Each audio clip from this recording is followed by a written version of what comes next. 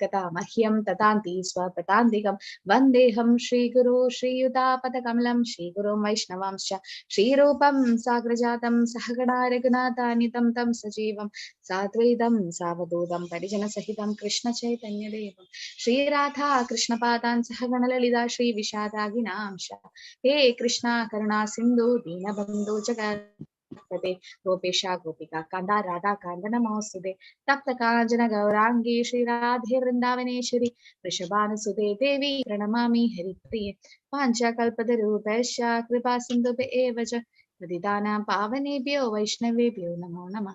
नमो विष्णुपादाय कृष्णप्रेष्ठाय भूतले श्रीमदे भक्तिवेदान्त स्वामिन् नामिने नमस्ते सरस्वती देवे गौरवाणी प्रचारिणे निर्विशेष शून्यवादी पाश्चात्य देशतारिणे जय श्री कृष्ण चैतन्य प्रभु नित्यानंद श्री अद्वैत गदाधर श्रीवासादि गौर भक्तवृंद हरे कृष्णा कृष्ण कृष्णा हरे हरे हरे राम राम राम हरे हरे।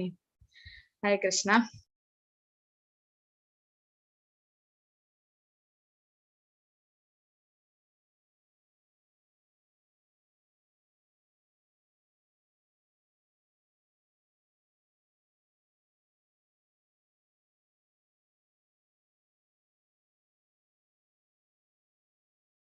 ഹരേ കൃഷ്ണ സൗണ്ട് ക്ലിയർ അല്ലേ മാതാജി?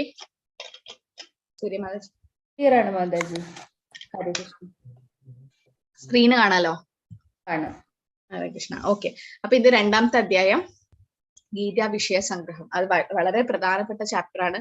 കാരണം ഭഗവത്ഗീതയുടെ എന്താ പറയാ ഫുൾ എസെൻസ് മൊത്തം ഭഗവത്ഗീത ഈ രണ്ടാമത്തെ അധ്യായം പഠിച്ചാൽ തന്നെ മനസ്സിലാകും അല്ലെ. കാരണം ആത്മാവിനെ കുറിച്ചിട്ടും എല്ലാം ഭഗവാൻ അർജുനന് പറഞ്ഞു കൊടുക്കണം. അർജുനന് 5 കാരണങ്ങൾ കാരണമാണ് അർജുനൻ യുദ്ധം ചെയ്യാതിരിക്കുന്നത്. ഏതാണ് ആ 5 കാരണങ്ങള്? അൺമ്യൂട്ട് ചെയ്ത് പറഞ്ഞോളൂ.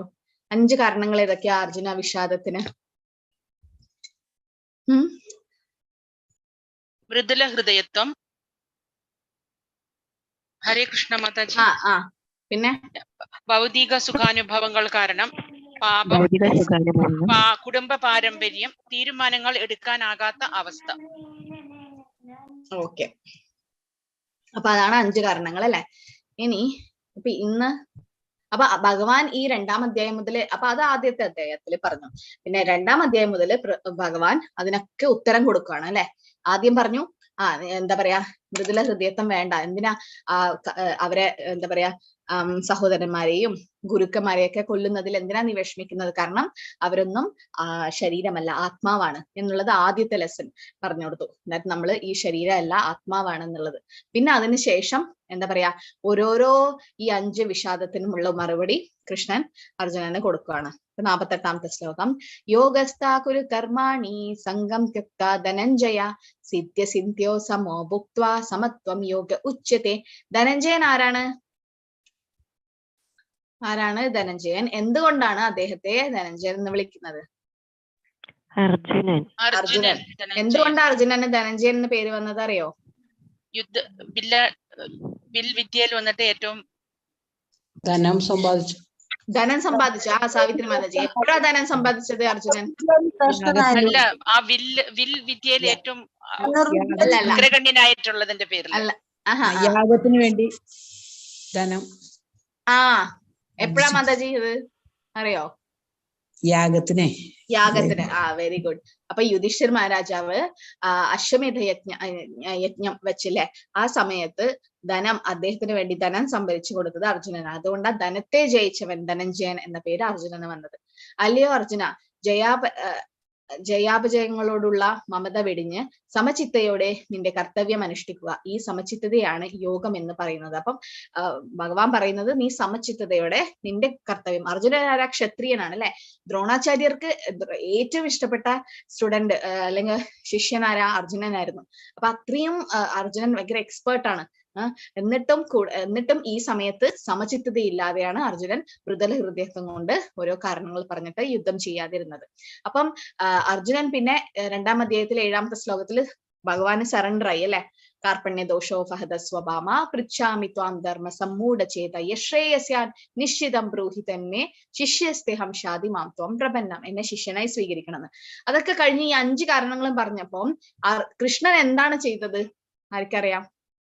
അർജുനൻ എനിക്ക് യുദ്ധം ചെയ്യാൻ വയ്യ, ഞാൻ നിന്റെ ശിഷ്യനായി എന്നൊക്കെ പറഞ്ഞ് സറണ്ടർ ആയില്ലേ? ആ സമയത്ത് കൃഷ്ണൻ എന്താ ചെയ്തത്? ഇതൊക്കെ കേട്ട് കഴിഞ്ഞിട്ട് ഭഗവാൻ എന്ത് ചെയ്തു? വിശ്വരൂപൊക്കെ അവസാനം 11ാം അധ്യായത്തില്. 2ാം അധ്യായത്തില് ഭഗവാൻ സംസാരിക്കുന്നതിന് മുമ്പായിട്ട് ഭഗവാൻ എന്തോ ചെയ്തില്ലേ? ശിഷ്യനായി സ്വീകരിച്ചു. അതിനു മുമ്പ് മാതാജി ഭഗവാൻ വഴക്ക്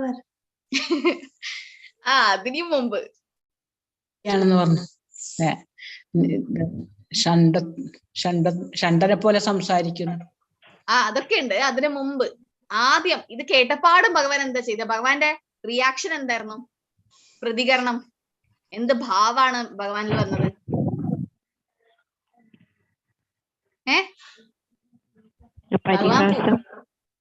പരിഹാസം.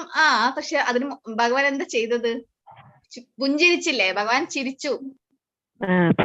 എന്തിനാ ഭഗവാൻ ചിരിച്ചത്? അർജുനൻ പറഞ്ഞു എനിക്ക് യുദ്ധം ചെയ്യാൻ വയ്യ കൃഷ്ണ, എനിക്ക് അതുണ്ട് ഇതുണ്ട് ഏതൊക്കെ കാരണം പറഞ്ഞിട്ട് അവിടെ അമ്പും വില്ലൊക്കെ അവിടെ വെച്ചിട്ട് അവിടെ ഇങ്ങനെ ഇരുന്നു. അപ്പൊ കൃഷ്ണൻ ചിരിച്ചു, മന്ദഹസിച്ചു. എന്താണ് കാരണം? ഭഗവാൻ എന്തുകൊണ്ടാ മന്ദഹസിച്ചത്? അനിൽ പ്രഭു, വേറെ ആരൊക്കെ എവിടെ ഉള്ളത് ക്ലാസ്സില്? പറയുന്നത് പ്രഭു അറിയോ? എന്താന്ന് വെച്ചാല് കൃഷ്ണൻ വിചാരിക്കുക ഇതൊക്കെ എന്റെ പ്ലാൻ അനുസരിച്ച് നടക്കുന്നുണ്ടല്ലോ. ഭഗവാന്റെ പ്ലാൻ എന്തായിരുന്നു? ഭഗവത്ഗീത ഉപദേശിക്കണം എന്നുള്ളത് അല്ലെ? ഭഗവത്ഗീത ഉപദേശിക്കണം എന്നുള്ളത് ഭഗവാന്റെ പ്ലാൻ ആയിരുന്നു. അപ്പൊ അർജുനന് വിഷാദം ഇല്ലായിരുന്നില്ലെങ്കിൽ എന്ത് സംഭവിച്ചേനെ? യുദ്ധം നടന്ന് അർജുനൻ ജയിക്കും. അവിടെ ഭഗവത്ഗീതന്റെ ആവശ്യമേ ഇല്ല. അപ്പം എല്ലാം ഭഗവാൻ ഉദ്ദേശിച്ച രീതിയിൽ നടക്കുന്നുണ്ട് എന്ന് കണ്ടപ്പോൾ ഭഗവാൻ പുഞ്ചിരിച്ചു. 2ാമത്തെ കാരണം, ഭഗവാന്റെ ഉദ്ദേശമായിരുന്നു അർജുനനെ ഇങ്ങനെ യോഗമായ കവർ മൂടിയിട്ട് അർജുനന് ഈ വിഷാദം വരണം എന്നുള്ളത് ഭഗവാന്റെ പ്ലാൻ ആയിരുന്നു.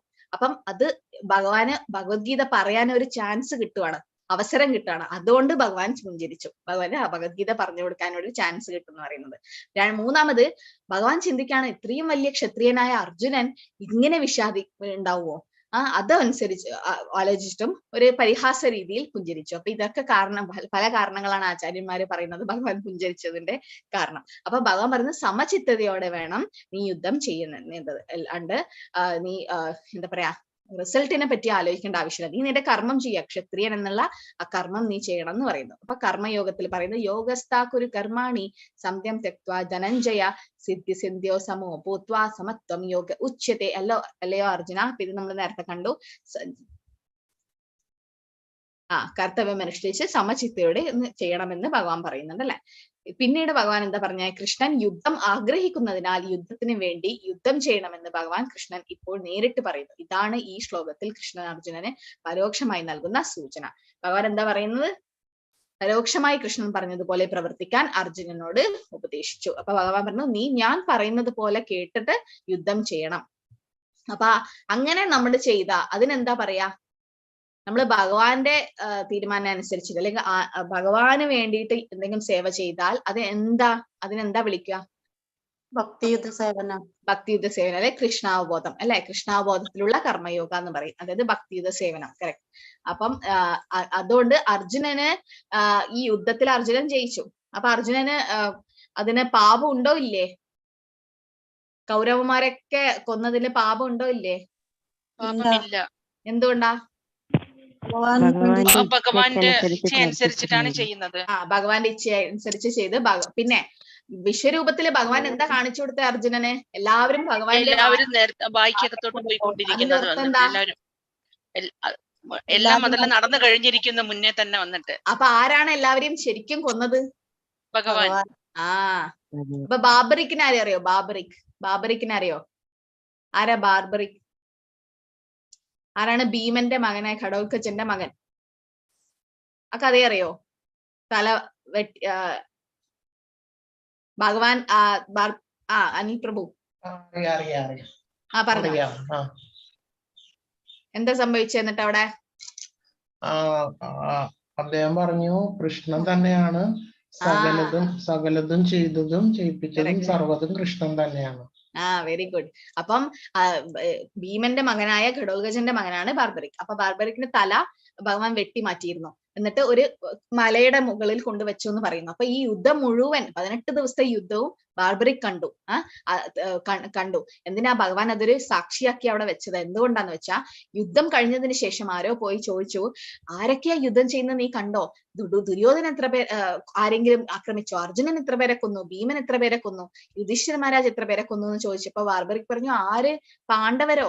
അവരാരും യുദ്ധം ചെയ്തില്ല. ആരാ യുദ്ധം ചെയ്തേ? കൃഷ്ണൻ മാത്രം, ഞാൻ സാക്ഷി. കാരണം ഇപ്പുറത്തുനിന്ന് 5 പേരും അവര് നിമിത്തം മാത്രം, ഒരു ഇൻസ്ട്രുമെന്റ് മാത്രമാണ്. ഭഗവാനാണ് ആക്ച്വലി എല്ലാവരെയും കൊന്നത്. അത് വിശ്വരൂപത്തിൽ ഭഗവാൻ കാണിച്ചു കൊടുത്തു അല്ലെ, എല്ലാവരും ഭഗവാന്റെ അകത്തേക്ക് പോന്നു. അതിന്റെ അർത്ഥം എന്താ? ഭഗവാൻ ഓൾറെഡി എല്ലാവരെയും കൊന്നു കഴിഞ്ഞു. അർജുന, നീ നിമിത്ത മാത്രം ഭവസഭ്യസാക്ഷി, നീ ഒരു വെറും നിമിത്തമായി തിന്നാ മതി, ഞാൻ ഓൾറെഡി അവരെ കൊന്നു കഴിഞ്ഞു. അപ്പൊ അവർക്കൊക്കെ എന്താ മോക്ഷം കിട്ടിയോ? കുരുക്ഷേത്രത്തിൽ മരിച്ചവർക്കൊക്കെ മോക്ഷം കിട്ടുമോ ഇല്ലയോ? മോക്ഷം കിട്ടും. എന്തുകൊണ്ടാ? ഭഗവാന്റെ കൈകൊണ്ട് മരിക്കുന്നതിന്റെ പേരിൽ. ഭഗവാന്റെ സാന്നിധ്യത്തിലോ മരിച്ചാൽ ശരി, മോക്ഷം കിട്ടി. എന്ത് മോക്ഷ അവർക്ക് കിട്ടിയത്? 5 തരം മുക്തി ഉണ്ട്. അതിൽ ഏത് മുക്തി അവർക്ക് കിട്ടിയത്? അവര് നീചന്മാരാ, അവർക്കും മുക്തി കിട്ടുന്നത്, ഭക്തന്മാർക്ക് മുക്തി കിട്ടുന്നത്. പിന്നെ എന്താ വ്യത്യാസം? അവരും സായുജ്യ മുക്തി. Very nice. ആരാ? രാധിക മാതാജിയാണ്. സായുജ്യ മുക്തി എന്ന് പറഞ്ഞാൽ എന്താ മാതാജി? കറക്റ്റ്, സായുജ്യ മുക്തി. ഭഗവാന്റെ ബ്രഹ്മജ്യോതിയിൽ ലയിക്കുന്നത്. Very good.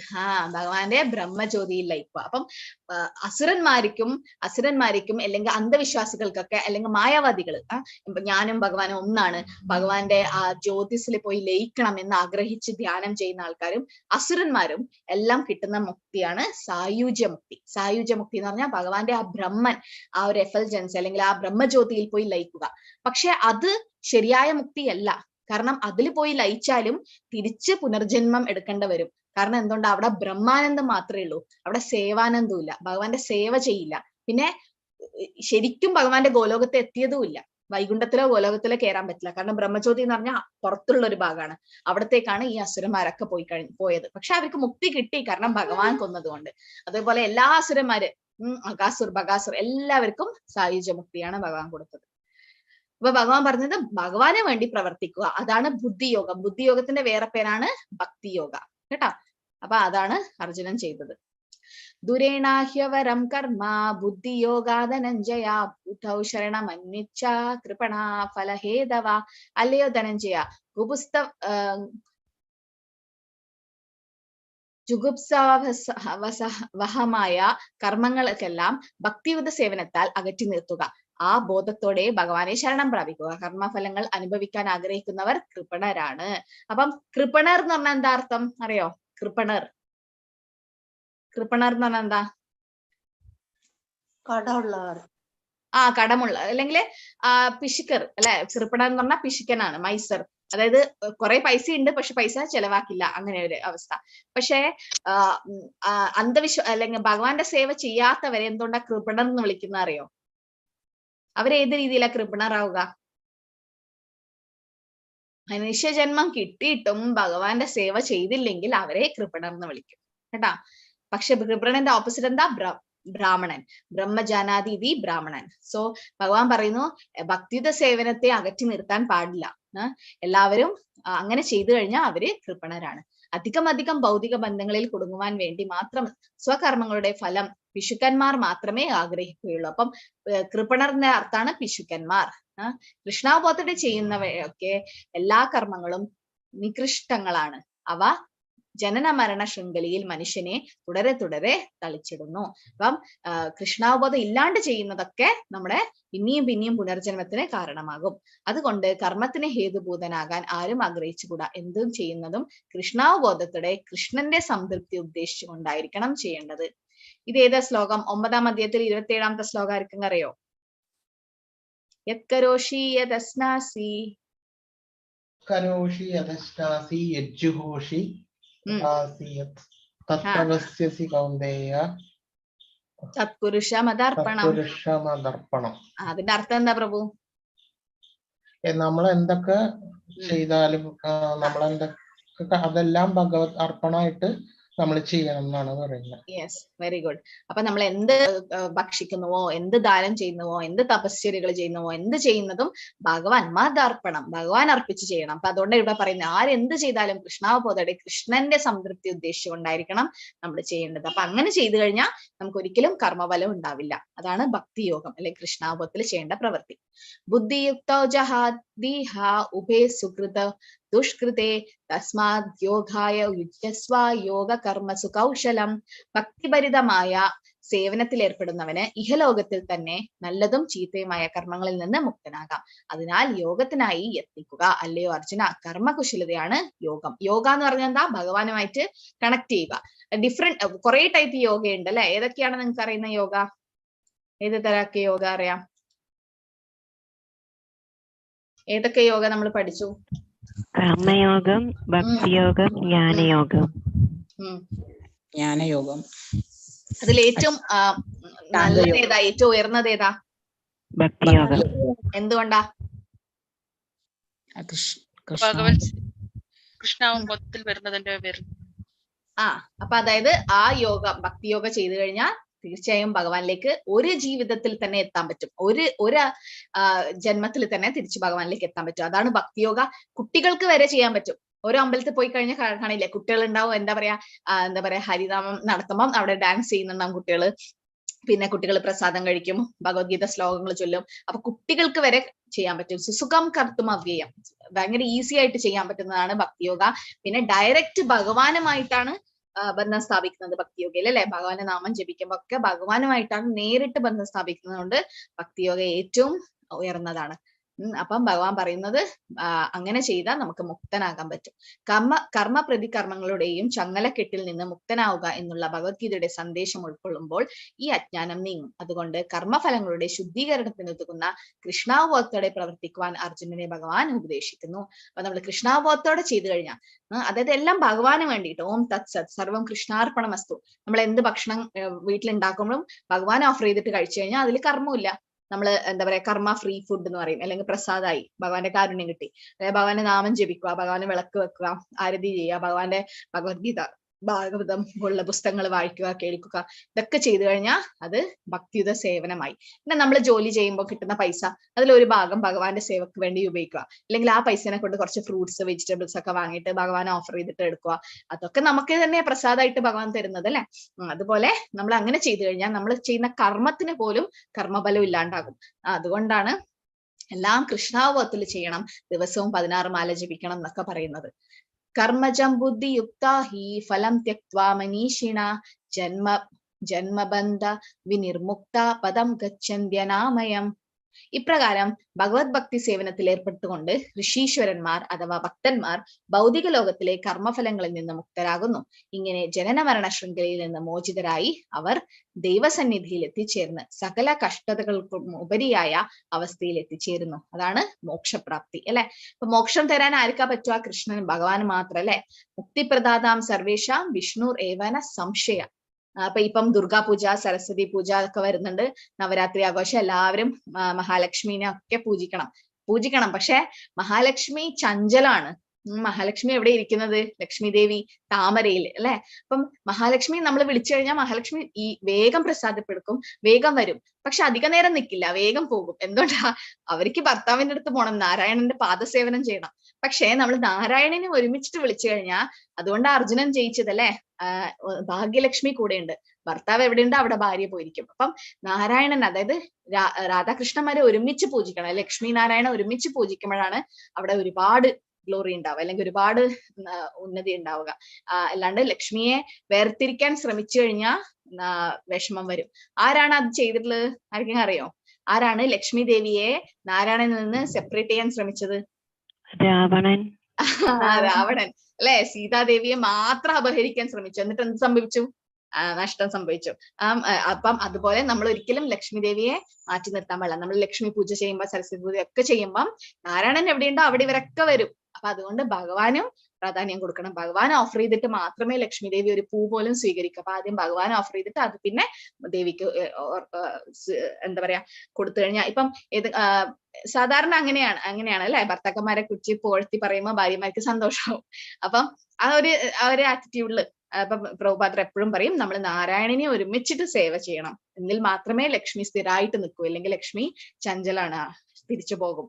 അപ്പൊ നമ്മൾ ഭഗവാനും എല്ലാം ചെയ്യണം. അപ്പൊ നമ്മൾ എന്ത് കർമ്മം ചെയ്യുമ്പോൾ ഭഗവാൻ അർപ്പിച്ച് ചെയ്ത മുക്താവസ്ഥയിലെത്തും. നമുക്കതാ വേണ്ടത് അല്ലെ. ഈ ജനന മരണ ജന്മ മൃത്യു ജരാ വ്യാധി ദുഃഖ ദോഷാന ദർശന, ഈ ജനനം മരണം പുനരഭിജനനം, പിന്നെയും ജനിക്കുന്നതും മരിക്കുന്നതും എന്താ പറയാ അസുഖം വരുന്നതും ഒക്കെ നമ്മൾ അവസാനിപ്പിക്കണമെങ്കിൽ മുക്തരാകണം. അതിനു വേണ്ടിയിട്ടാണ് നിങ്ങള് ഹരേ കൃഷ്ണ മഹാമന്ത്രം ജപിക്കുന്നത് അല്ലെ. ഹരേ കൃഷ്ണ കൃഷ്ണ കൃഷ്ണ ഹരേ ഹരേ, ഹരേ രാം രാം രാം ഹരേ ഹരേ എന്ന് ജപിക്കുമ്പോൾ നമ്മൾ ചെയ്ത എല്ലാ കർമ്മഫലങ്ങളും ഇല്ലാണ്ടാകും.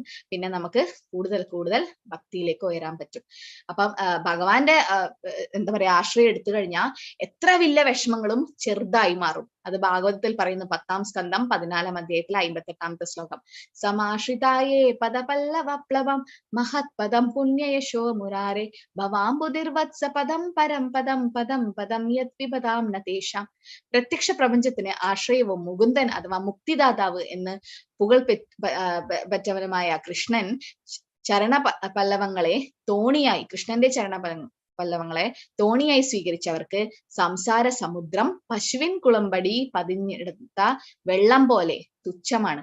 പരമപദം ഭൗതിക ശോകങ്ങളില്ലാത്ത സ്ഥലം അഥവാ വൈകുണ്ഠമാണ് അവരുടെ ലക്ഷ്യം. മറിച്ച് ഓരോ കാൽവെപ്പിലും ആപത്ത് പതിയിരിക്കുന്ന ഈ ഭൗതിക ലോകമല്ല. ഈ ഭൗതിക ലോകത്ത് എങ്ങനെയാ? പദം പദം യത് വിപദാം നദേശ, ഓരോ അടിവെപ്പിലും വിഷമങ്ങളുണ്ട് അല്ലെ. വീട്ടിന്റെ പുറത്തിറങ്ങിയ ആക്സിഡന്റും കാര്യങ്ങളും, വീട്ടിന്റെ അകത്തിരുന്നാലും പ്രശ്നങ്ങളുണ്ട്. അപ്പം ദുഃഖാലയം അശാശ്വതമാണ് ഈ ലോകം. പക്ഷെ അവിടെയല്ല ഒരു ഭക്തന്റെ സ്ഥാനം. ഭക്തൻ എന്താ ചെയ്യാ? നമ്മൾ ഈ സംസാര സമുദ്രത്തിലാണ് ഉള്ളത്. ജന്മ മൃത്യു ജരാവ്യാധിയുള്ള ഈ സമുദ്രം. ഈ സമുദ്രത്തിലെ വെള്ളം ഒറ്റയ്ക്ക് ക്രോസ് ചെയ്യാൻ ആർക്കെങ്കിലും പറ്റുമോ? ഇല്ല അല്ലെ, മറികടക്കാൻ പറ്റില്ല. അപ്പൊ നമ്മൾ എന്ത് ചെയ്യണം? ഭഗവാന്റെ ആശ്രയം എടുക്കണം. ഭഗവാന്റെ ആശ്രയം എടുത്തു കഴിഞ്ഞാൽ അതിൽ പറയുന്നു നമ്മള് ഒരു എന്താ പറയാ വത്സം എന്ന് പറഞ്ഞാല് ഒരു പശുവിൻ കുളമ്പടി. ഇവിടെ പശു കിടാവ് എന്നാണ് ഉദ്ദേശിക്കുന്നത്. ആ ഒരു പശു ഒരു പൂഴി പോലത്തെ സ്ഥലത്ത് ചവിട്ടി കഴിഞ്ഞാൽ എന്താ സംഭവിക്കുക? എല്ലാവരും മ്യൂട്ട് ചെയ്യണം പ്രദീപ് കുമാർ പ്രഭു. പിന്നെ അപ്പം കാല് അവിടെ പതിച്ചു കഴിഞ്ഞാൽ അവിടെ ഒരു ചെറിയൊരു കുളം പോലെ ഉണ്ടാവും. അതിൽ കുറച്ച് വെള്ളം ഒഴിച്ചു കഴിഞ്ഞാൽ അത് നമുക്ക് ഈസി ആയിട്ട് ക്രോസ് ചെയ്യാം. പശു കിടാവ് അങ്ങനെ ചെയ്താലോ ചെറുതായിരിക്കും. അപ്പൊ ഈ സമുദ്രം നമുക്ക് ക്രോസ് ചെയ്യാൻ പറ്റില്ല. പക്ഷെ ഭഗവാന്റെ ആശ്രയം എടുത്തവർ സമാശ്രിതായേ പദപല്ലവപ്ലവം മഹത് പദം പുണ്യ യശോ മുരാരെ, മുരാരി എന്ന ഭഗവാന്റെ പേരെന്താ? മുകുന്ദൻ അല്ലെങ്കിൽ മുക്തിദാതാവ് അല്ലെ. അപ്പൊ ആ ഭഗവാന്റെ പാദം ആശ്രയിച്ചു കഴിഞ്ഞാൽ നമ്മൾ ഈ സംസാരം സാഗരം പോലുള്ള വിഷമങ്ങളൊക്കെ കാലിക്കുളുമ്പിലെ ഒരു ചെറിയ കുറച്ചുള്ള വെള്ളം പോലെയാകി നമുക്കത് ഈസി ആയിട്ട് മറികടക്കാൻ പറ്റും. അർജുന ഉവാച സ്ഥിതപ്രജ്ഞസ്യ കാ ഭാഷാ സമാധിസ്തസ്യ കേശവ സ്ഥിതധീകിം പ്രഭാഷേത കിമാസീത വ്രജേത കിം. അർജുനൻ ചോദിച്ചല്ലയോ കൃഷ്ണ, ദിവ്യാവബോധസ്ഥിതനായ വ്യക്തിയുടെ ലക്ഷണങ്ങൾ എന്തെല്ലാം? അദ്ദേഹത്തിന്റെ ഭാഷ എന്ത്? സംസാരവും ഇരിപ്പും നടപ്പും എങ്ങനെയാണ്? അപ്പൊ ഇനി സ്ഥിതപ്രജ്ഞൻ എന്ന വ്യക്തിയെ കുറിച്ചിട്ടാണ് ഇവിടെ സംസാരിക്കുന്നത്. അല്ലെങ്കിൽ ഒരു സ്ഥിതധീർ മുനി എന്നൊക്കെ പറയും. അല്ലെങ്കിൽ ഒരു ശുദ്ധ ഭക്തൻ എങ്ങനെയാണ്, സ്ഥിതധീർ മുനി എങ്ങനെയാണ് ഇരിക്കുന്നത്, സംസാരിക്കുന്നതൊക്കെ എന്ന് അർജുനൻ ചോദിച്ചറിയാണ്. ദുഃഖേഷ്വനുദ്യകമന സുഖേഷു വിഗത സ്പൃഹ വീതരാഗ ഭയക്രോധ സ്ഥിതധീർ മുനിരുച്യതേ. സ്ഥിതധീർ മുനി ഇതൊക്കെ നിങ്ങൾക്ക് ചിലപ്പം ക്വസ്റ്റ്യൻസ് ആയിട്ട് വരും കേട്ടോ. നിങ്ങളുടെ ഭക്തിശാസ്ത്രി പരീക്ഷയിൽ സ്ഥിതധീർ മുനിയുടെ ലക്ഷണങ്ങൾ എന്തൊക്കെയാണ്? ത്രിവിധ ക്ലേശങ്ങൾക്ക് നടുവിലും മനസ്സ് പ്രക്ഷുബ്ധമാവാതെയും സുഖത്തിൽ അമിതമായി സന്തോഷിക്കാതെയും ആസക്തി ഭയം ക്രോധം ഇവയിൽ നിന്ന് വിമുക്തനായും ഇരിക്കുന്ന വ്യക്തിയെ സ്ഥിതപ്രജ്ഞൻ എന്ന് വിളിക്കുന്നു. ത്രിവിധ ക്ലേശങ്ങൾ ഏതൊക്കെയാ? അൺമ്യൂട്ട് ചെയ്യാം. 3 തരം ക്ലേശങ്ങൾ എന്തൊക്കെയാ നമുക്കുള്ളത്? ആദിഭൗതികം, ആദിദൈവികം, ആധ്യാത്മികം. Very good. ആദി ഭൗതികം എന്ന് പറഞ്ഞാൽ എന്താ? അതിഭൗതികം എന്ന് പറഞ്ഞാ മറ്റുള്ള ജീവികളിൽ നിന്നും മറ്റുള്ള ജീവികളിൽ നിന്നും വരുന്ന വിഷമങ്ങള്.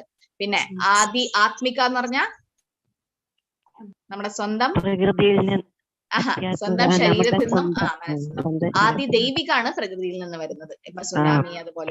അപ്പൊ ഈ ത്രിവിധ ക്ലേശങ്ങള് നമുക്കൊക്കെ ഉണ്ട് അല്ലെ, എല്ലാവർക്കും ഉണ്ട്. ഒരു കൊതു നമ്മളെ വീട്ടിലുണ്ടെങ്കിൽ പോലും അതും ആദി ഭൗതിക് ക്ലേശാണ്. പിന്നെ ആദി ആത്മിക് ക്ലേശം, നമുക്ക് തലവേദന എടുക്കുന്നു, അതും ആധ്യാത്മിക് ക്ലേശം. ആദി ദൈവിക് ക്ലേശം, വളരെ ഭയങ്കര ചൂട്, ഭയങ്കര തണുപ്പ്, ഇതൊക്കെ നമുക്ക് ആധ്യാത്മിക് ക്ലേശം. അപ്പൊ ഈ 3 ക്ലേശങ്ങൾ എല്ലാവർക്കും ഉണ്ട്. പിന്നെ ജന്മമൃത്യു ജരാവ്യാധി അതുമുണ്ട്. അപ്പം ആരെങ്കിലും എന്റെ ജീവിതത്തിൽ ഒരു വിഷമങ്ങളും ഇല്ല എന്ന് പറഞ്ഞാൽ അത് തെറ്റാണ്. കാരണം ഈ 7 പ്രശ്നങ്ങൾ എല്ലാവരുടെ ജീവിതത്തിലുണ്ട്. ജന്മ, മൃത്യു, ജരാവ്യാധി, ആധ്യാത്മിക്, ആദിഭൗതിക്, ആദിദൈവിക് ക്ലേശങ്ങൾ, അല്ലെ? അപ്പൊ ഈ 7 കാരണങ്ങൾ എല്ലാവരുടെ ജീവിതത്തിലുണ്ട്. അപ്പം ആ സമയത്ത് മനസ്സ് പ്രക്ഷുബ്ധമാവാതെ, അതായത് ഭയങ്കര ചൂടെടുക്കുമ്പം തണുക്കുമ്പം ഒന്നും കംപ്ലൈന്റ് ഒന്നും ചെയ്യാണ്ട്, അല്ലെങ്കിൽ ഒരു തലവേദന വന്നു കഴിഞ്ഞാൽ ഇങ്ങനെ എന്തെല്ലാം സഹിച്ചൊക്കെ നിൽക്കുന്ന ആൾക്കാരും, പിന്നെ അധികം സന്തോഷം വരുമ്പോൾ ഒരു അമിതമായി സന്തോഷിക്കുക, അല്ലെങ്കിൽ ഒരു ദുഃഖം വരുമ്പോൾ അമിതമായി ദുഃഖിക്കുക, അങ്ങനെയൊന്നും ചെയ്യാൻ സമചിത്തനായി നിൽക്കുന്നവരാണ് സ്ഥിതപ്രജ്ഞ, അല്ലെ സ്ഥിതധീർ മുനി എന്ന് പറയുന്നത്. പറയാൻ വളരെ ഈസിയാണ്, പക്ഷെ ജീവിതത്തിൽ കുറെ വിഷമങ്ങൾ വരുമ്പം നാച്ചുറൽ ആയിട്ട് നമ്മളൊക്കെ തകർന്നു പോകും. പക്ഷെ വീണ് പോകുന്നത് നാച്ചുറൽ ആണ്, പക്ഷെ അവിടുന്ന് കേറി വരുന്നതാണ് ഏറ്റവും വിജയം എന്ന് പറയുന്നത്. വീഴാൻ ആർക്കും പറ്റും. ഇപ്പൊ ഒരു കുട്ടി വീണ് എത്രയോ പ്രാവശ്യം നടക്കാൻ പഠിക്കുമ്പോൾ കുട്ടികളൊക്കെ വീഴും. പക്ഷെ വീണെന്ന് വെച്ചിട്ട് അവിടെ തന്നെ ഇരിക്കുവോ? ഇല്ല, എണീച്ച് പിന്നെയും നടക്കണം. അതുപോലെ ജീവിതത്തില് നമ്മുടെ കർമ്മഫലം കാരണം പല പല വിഷമങ്ങളും നമുക്ക് വരും. പക്ഷെ ഭഗവാൻ നമ്മുടെ കൂടെ ഉണ്ടെങ്കിൽ നമ്മൾ തീർച്ചയായും എണീറ്റ് വരും. ആ ഉയർന്നെണീറ്റ് വരുന്നതാണ് വിജയം എന്ന് പറയുന്നത്. അപ്പം സ്ഥിതധീർ മുനി എന്ന് പറഞ്ഞാൽ ഒരു നല്ല ശുദ്ധ ഭക്തന്റെ ഗുണങ്ങളാണ്. യസർവത്രാനഭിസ്നേഹ പ്രാപ്യ ശുഭാശുഭം നാഭിനന്ദന്തി നദ്വേഷ്ടി തസ്യ പ്രജ്ഞ പ്രതിഷ്ഠിത. ഈ ഭൗതിക ലോകത്തിൽ തനിക്ക് ലഭിക്കുന്ന നല്ലതോ ചീത്തയോ ആയ ഒന്നിനാലും ബാധിക്കപ്പെടാതെയും അവയെ പുകഴ്ത്തുകയോ പുച്ഛിക്കുകയോ ചെയ്യാതെയും വർത്തിക്കുന്നവനാണ് സമ്പൂർണ്ണ ജ്ഞാനത്തിൽ ഉറച്ചു നിൽക്കുന്നത്. ഇതൊക്കെ സ്ഥിതധീർ മുനിയുടെ ഗുണങ്ങളാണ്. ശ്രീല പ്രഭുപാദ് കൃഷ്ണാവബോധത്തിന്റെ സ്ഥാപകാചാര്യൻ, അന്താരാഷ്ട്ര കൃഷ്ണാവബോധ സമിതി സ്ഥാപകാചാര്യൻ ശ്രീല പ്രഭുപാദ് അങ്ങനെയായിരുന്നു. നല്ലത് ഒന്നും ഒരിക്കലും ഇത് പറയില്ല. ആദ്യകാലത്ത് എന്താ പറയാ, കൃഷ്ണാവബോധം വന്ന സമയത്ത് ഒരുപാട് ആൾക്കാർ വിമർശിച്ചിരുന്നു. അയ്യോ, ഇവരൊക്കെ ഹരേ കൃഷ്ണ ഹരേ രാമ ആൾക്കാരാണോ, ഇവരൊക്കെ മയക്കുമരുന്നൊക്കെ എടുക്കുന്ന ആൾക്കാരാണെന്നൊക്കെ പറഞ്ഞിട്ട് അങ്ങനെ പാട്ടൊക്കെ വന്നില്ലേ, ഹരേ കൃഷ്ണ ഹരേ രാം ദമ്മറദം എന്നൊക്കെ പറഞ്ഞിട്ട് ഒരു പാട്ടൊക്കെ ഉണ്ടായിരുന്നു. അപ്പൊ അത് വന്നപ്പം എല്ലാവരും വിഷമിച്ചു. പ്രഭുപാദ്, നമ്മളൊക്കെ കൃഷ്ണാവബോധം ഹരേ കൃഷ്ണ മഹാമന്ത്രാണ്, ഭവ ഔഷധിയാണ് നമ്മൾ സേവിക്കുന്നത്. പക്ഷെ ഇവര് പറയുന്നത് നമ്മൾ മയക്കുമരുന്നാണ് എടുക്കുന്നതെന്ന്. എന്താ ചെയ്യാ? ന്യൂസ് പേപ്പറിലും ഇതിലൊക്കെ വന്നു, ഒരു സിനിമ തന്നെ വന്നു.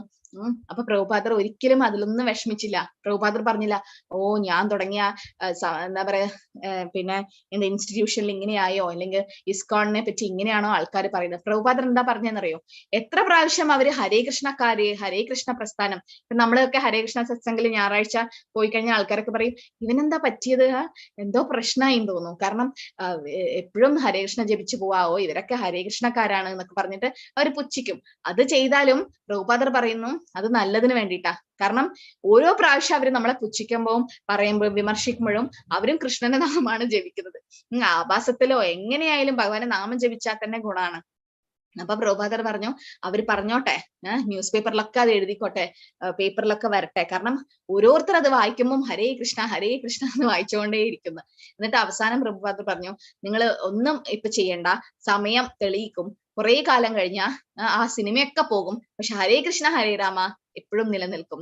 അതിപ്പോ 50 വർഷത്തിന് ശേഷം 55 വർഷത്തിന് ശേഷം അത് തെളിവ് വന്നു, അല്ലെ? കാരണം ഹരേ കൃഷ്ണ പ്രസ്ഥാനം ഇപ്പോഴും ഉണ്ട്.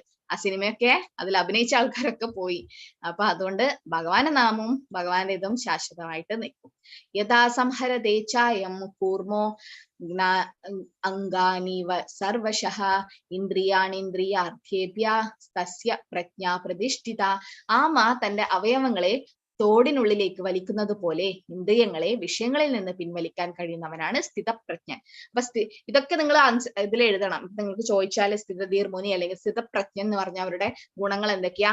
സന്തോഷത്തിലും സങ്കടത്തിലും അമിതമായി സന്തോഷിക്കാതിരിക്കുക, അമിതമായി ദുഃഖിക്കാതിരിക്കുക, സമചിത്തനായിട്ട് നിൽക്കുക, അല്ലെ? പിന്നെ എന്താ പറയാ, എല്ലാ ഇന്ദ്രിയങ്ങളെയും നിയന്ത്രിക്കാൻ പറ്റുന്നവൻ.